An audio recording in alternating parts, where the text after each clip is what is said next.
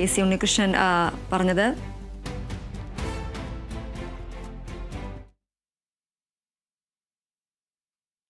ഛത്തീസ്ഗഡിലെ കന്യാസ്ത്രീമാരുടെ അറസ്റ്റിൽ സഭയുടെ പത്രത്തിൽ എഡിറ്റോറിയൽ എഴുതിയതും അരമനയ്ക്കകത്തും കയറിയിരുന്ന് പ്രാർത്ഥിച്ചാലും പ്രശ്നങ്ങൾക്ക് പരിഹാരം ഉണ്ടാകില്ല എന്നും വിദ്യാഭ്യാസ മന്ത്രി വി ശിവൻകുട്ടി. 2 കന്യാസ്ത്രീമാരെ അറസ്റ്റ് ചെയ്തിട്ടും ഒരു തിരുമേനിമാരുടെയും പ്രതിഷേധം കണ്ടില്ലെന്നും തിരുമേനിമാർക്കെല്ലാം അവരുടെ സ്ഥാനങ്ങൾ ഉറപ്പിച്ച് മുന്നോട്ട് പോകാനാണ് ലക്ഷ്യമെന്നും വി ശിവൻകുട്ടി പറഞ്ഞു. ദീപയിൽ എഡിറ്റോറിയൽ എഴുതിയിട്ട് മാത്രം അരമനയിൽ മാത്രം കയറി ഒതുങ്ങി ഇരുന്ന് പ്രാർത്ഥിച്ച പ്രശ്നത്തിന്റെ പരിഹാരം കാണുമോ?